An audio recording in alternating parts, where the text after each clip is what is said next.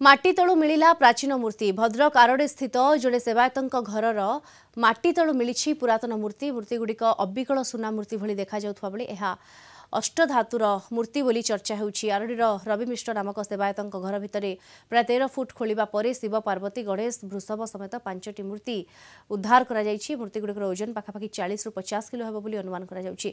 मूर्तिगुड़िक देखिबा पई लोकंकर भिड़ जमिछि। सुनानु से कौन अष्टधातु बुझिपारे पितल बुझिपारे शिव बाहर पार्वती बाहर गणेश कार्तिकेश्वर आ गोटे वृषभ ये बहुत दिन तलर मुझे जानी आम घरे किसी ना कि गोटे भौतिक जिनस अच्छी जहाँकि से घर सारा जावासा करे आुन शब्द है बास्ना है एमती दीर्घ 2 वर्ष पर बहुत आम बाधा विघ्न घटेला आम नना सांगर आशित नेलु से मैंने आसी होम यज्ञ करी घर वास्तु पूजा करी जिनस से बाहर कले मोर 13 फुट कि 14 फुट या भितर हम।